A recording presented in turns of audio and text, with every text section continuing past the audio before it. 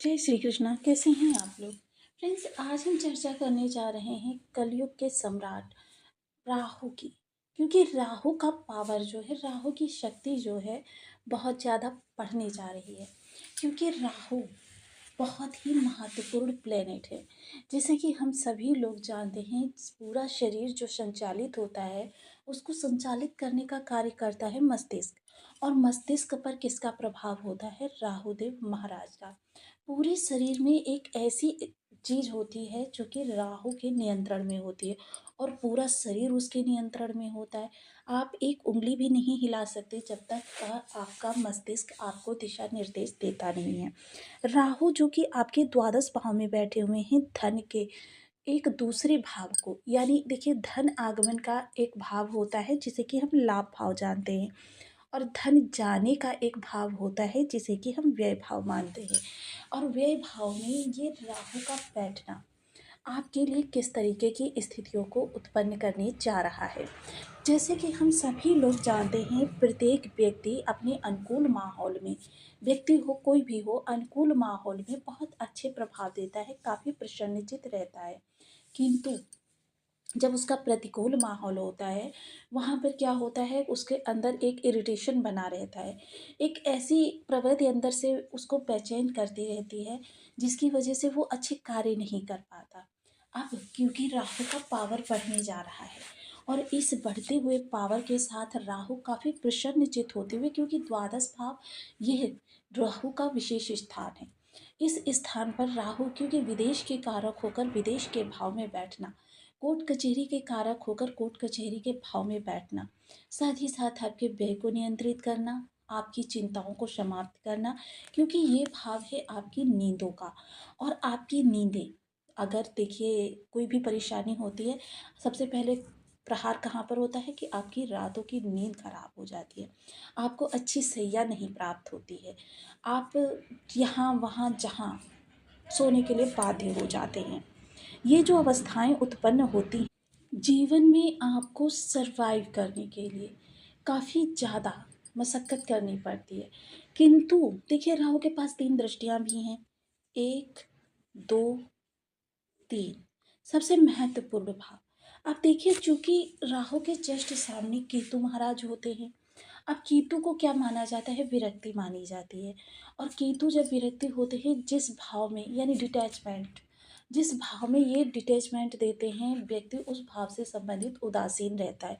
आप इसे अपनी जन्म कुंडली पर लगाकर देखिए, जिस भाव में भी आपके केतु बैठे होंगे, आप हमेशा उस भाव से संबंधित चीज़ों को अवॉइड करते हुए देखे जाते होंगे।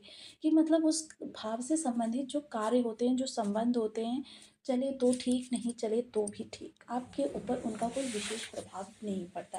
ये जो उदासीनता उत्पन्न करने का कार्य करते हैं, ये केतु महाराज करते हैं। लेकिन दोनों ही ग्रहों के अंदर कुछ समानताएं भी होती हैं। ये समानताएं क्या हैं?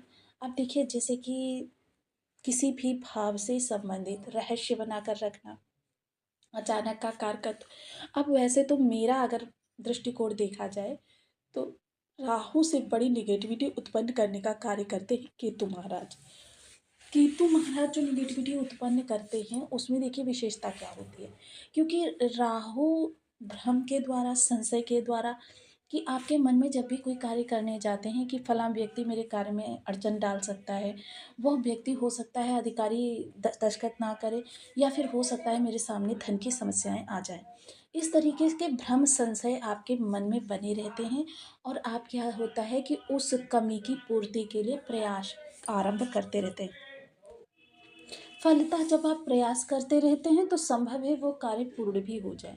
लेकिन केतु का जो प्रभाव होता है वो क्या होता है, आपको कोई संकेत नहीं देता, कोई आपके मन में भ्रम नहीं डालता, कोई संशय उत्पन्न नहीं करता, बल्कि आपके कार्यों को जब वो पूर्णता पर होने वाले होते हैं, बस 1 या 2 स्टेप बच जाते हैं, उस समय पर आपके सामने कोई ऐसा खर्च डाल सकते हैं जिसकी वजह से आपका ध्यान उधर लग जाए। फलतः आपका जो कार्य है, मतलब कार्य को रोकने के लिए अधिकारी को कहीं पर बिजी कर सकते हैं, या व्यक्ति विशेष की कोई मदद चाहिए होती है, उस व्यक्ति विशेष को कहीं पर आप या फिर आपके उसके बीच मनमुटाव उत्पन्न कर सकते हैं। ये प्रभाव होते हैं केतु के, क्योंकि केतु है एक उदासीन ग्रह, और केतु का स्वभाव जो है वो अध्यात्म से जोड़ना है। लेकिन इससे विपरीत राहु देखिए जुनून देते हैं, आपके कार्यों में सफलता उत्पन्न कराने के साथ साथ आपके कार्यों को ऊंचाई, क्योंकि व्यक्ति की एक चाहत होती है और वो चाहत क्या होती है कि उसके पास इतना धन आए कि वो राजा के समान जीवन व्यतीत करे, या उसके पास इतना पैसा होना चाहिए कि वो अपने परिवार को एक राजाओं के समान परिवार दे सके, अपनी आवश्यकताओं की पूर्ति कर सके, और इतना रुतबा होना चाहिए कि जहाँ भी जाए लोग उसे सम्मान की दृष्टि से देखें। ये सभी कार्य पूरा भी करने का राहु करते। मोस्टली गोचर और कुंडली में फ़र्क क्या होता है, देखिए जब कुंडली के राहु आपको प्रभावित करते हैं तो क्या होता है, वो निगेटिविटी देने का कार्य करते हैं। लेकिन गोचर में जब राहु राहु के प्रभाव दो प्रकार से प्राप्त होते हैं, एक तो या तो वो आपको सकारात्मकता दें, और सकारात्मकता देने पर स्थिति बहुत बुलंद हो जाती है। लेकिन क्या होता है, मोस्टली वो स्थिति काफ़ी ऐसी होती है कि बर्थ चार्ट में ही आपके बहुत अच्छे बैठे हों, लेकिन अगर ये गोचर कुंडली का विशेष प्रभाव होता है कि इनकी नकारात्मकता कितनी कम हुई है। अगर इनकी नकारात्मकता समाप्त हो जाए तो समझ लीजिए अन्य ग्रह अपने कार्यों को सुचारू करना प्रारंभ कर देते हैं, स्मूथली उनके कार्य होने लगते हैं, आपका लाभ भी स्मूथली बनने लगता है। आपके कार्य जो काफ़ी विलंबित पड़े हुए थे या पेंडिंग पड़े हुए थे, वो कार्य आपके होने लग जाते हैं। तो आपको इनकी जो विशेषता है बहुत ज़्यादा अच्छे तरीके से प्राप्त होती है। तो ये वो समय काल होता है कि आपके लिए इनके विशेष प्रभाव बने रहते हैं। तो आइए चर्चा कर लेते हैं अब राहु में ऐसा क्या परिवर्तन होने जा रहा है, राहु आपके लिए क्या विशेष करने जा रहे हैं। तो बने रहिए हमारे साथ इस वीडियो में, अंत तक आपको बहुत कुछ जानने के लिए मिलेगा। वीडियो बहुत ज्ञानवर्धक होने वाला है। यदि आपकी लग्न में 12 नंबर बना हुआ है तो ये राशिफल आपके लिए है। यदि कुंडली में कहीं भी चंद्रमा के साथ 12 नंबर बना हुआ है तो ये राशिफल आपके लिए। कुंडली ना होने की स्थिति में आप इसे नाम राशि से भी देख सकते हैं। यदि अभी तक आपने अपने इस चैनल को सब्सक्राइब नहीं किया है तो सब्सक्राइब कर लीजिए, वीडियो को लाइक कर दीजिए, चैनल को शेयर कर दीजिए। इससे होगा क्या कि हमारे आने वाले हर वीडियो की नोटिफिकेशन मिल सकेगी आपको सबसे पहले। एक प्यारा सा कमेंट करना बिल्कुल ना भूलें। कमेंट से हमें बहुत मोटिवेशन मिलता है, हौसला मिलता है, और ये पता चलता है कि आप और क्या जानना चाहते हैं। राहु जो बैठे हुए हैं द्वादश स्थान पर, और द्वादश स्थान का राहु जो होता है एक विशेष कारकत्व लिए हुए होता है। विदेश संबंधी जो आपके अंदर जिज्ञासाएं हैं, आपकी जो प्रचंडता है, आपकी इच्छा शक्ति है, वो बढ़ती हुई देखी जाएगी। मोस्टली ये मैं काफ़ी लंबे समय पहले आपको कह चुकी हूँ। देखिए विदेश सर्वत्र वो नहीं होता जहाँ पर कि हम प्लेन से ही जाते हैं, वो भी होता है, और उसके साथ ही आप बस होम टाउन को छोड़ दीजिए, इससे अन्यत्र अगर आप कहीं कार्य कर रहे हैं तो वो आपके लिए विदेश ही है। तो ये बहुत ही महत्वपूर्ण हो जाता है कि राहु किस जब इस भाव में है तो आपके कार्यों में थोड़ा बहुत समावेश विदेश का होना चाहिए। अपने होम टाउन से बाहर आप जॉब कर सकते हैं, अपने होम टाउन से बाहर बिजनेस कर सकते हैं, या फिर होम टाउन से बाहर से जुड़े हुए लोगों के साथ कोई रिलेशन बनाकर आदान प्रदान का कार्य कर सकते हैं। ये आपके लिए काफ़ी लाभप्रद रहेगा। वहीं साथ ही साथ अगर आप विदेश में वीज़ा या कोई इंटरव्यू वगैरह है आपका, इन चीज़ों के लिए काफ़ी प्रतीक्षा कर रहे थे तो आपकी प्रतीक्षा समाप्त हुई, क्योंकि अब जीवन में बहुत ज़्यादा आपके लाभ की स्थिति प्रशस्त होने जा रही है, और यह लाभ की स्थिति प्रशस्त करने का कार्य करेंगे राहुदेव महाराज। और राहुदेव महाराज देखिए थोड़े से व्यय तो आपके बढ़ेंगे, लेकिन व्यय किन चीज़ों पे बढ़ेंगे इनको भी हम बता दें। व्यय बढ़ेंगे आपकी पारिवारिक ज़रूरतों पर। पारिवारिक ज़रूरतें अब ज़रूरी नहीं है कि वो आपके वस्त्र खाद्यान्न वगैरह ही हों, इनसे बड़ी भी हो सकती हैं। यानी किसी चीज़ में आप निवेश करें, सुख सुविधाओं का वर्धन करें, या फिर आप कोई प्रॉपर्टी संबंधी कार्य कर सकते हैं। क्योंकि राहु जब देने पर आते हैं या बनाने पर आते हैं तो राहु की शक्ति के आगे किसी की नहीं चलती।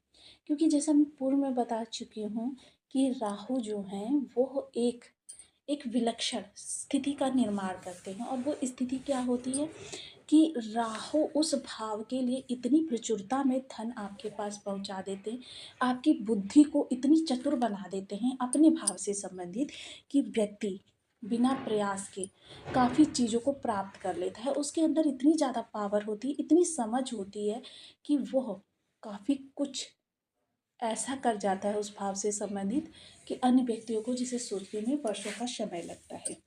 वहीं देखिए शत्रुता के लिए भी राहु देव महाराज, मोस्टली क्या होता है, देखिए ग्रह जब निगेटिव रूप में अपने प्रभाव देता है तो शत्रु के साथ आपके वाद विवाद की स्थिति बनाता है, आक्रामक स्थिति बनाता है। लेकिन जब कोई भी ग्रह अच्छे प्रभाव दे रहा होता तो वो उस व्यक्ति के साथ आपकी शत्रुता को समाप्त करता है। और जब यह शत्रुता समाप्त होती है तो जीवन में आपके चीज़ें काफ़ी अच्छे तरीके से बढ़ती हुई दिखाई देती हैं, यानी शत्रुता जो समाप्त होगी और उसके बाद जो मित्रता बनेगी वह मित्रता आपकी काफ़ी प्रगाढ़ होगी, यानी कि दोनों एक दूसरे के जैसे अभिन्न मित्र बन जाएंगे। तो ये आपके लिए बहुत अच्छा होता हुआ दिखाई देगा। वहीं प्रतियोगियों के सामने आपको राजा बनाना। अब प्रतियोगियों के सामने राजा किस तरीके से बनेंगे कि मतलब आप किसी भी स्थिति में ऐसे कार्य करेंगे जी, प्रतियोगी जो हैं आपसे 19 ही रहने वाले हैं, आपसे 21 नहीं हो पाएँगे, तो फलतः उनके सामने आप राजा ही बन गए।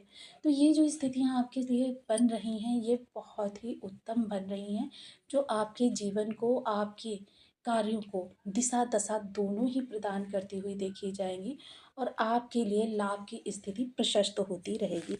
अब राहु की देखिए प्रसन्नता के लिए कुछ विशेष उपाय, क्योंकि वीडियो हमारा थोड़ा-सा डिले हो रहा है और चर्चा काफ़ी लंबी है तो इसको नेक्स्ट किसी वीडियो में लेंगे। और उपाय, सबसे पहले ओम राम राहवे नमः, इस बीज मंत्र का आप 1 माला, 2 माला, 5 माला, 7 माला, 11 माला का जप नियमित अपनी शुद्धानुसार करना प्रारंभ करें। साथ ही साथ देखिए सफाई कर्मी जो होता है वो राहु माना जाता है। एक कॉइन्स आप सोते वक्त अपने सिरहाने रख लीजिए, 1 का, 2 का, 5 का, 10 का सिरहाने रख लीजिए और प्रातः उठकर उसे सफाई कर्मी को दे दीजिए। यह जो कार्य होगा यह आपके राहु के सकारात्मक रूप में परिवर्तित करने का कार्य करेगा। सफाई कर्मी को उनकी आवश्यकता की चीज़ें, खाद्यान्न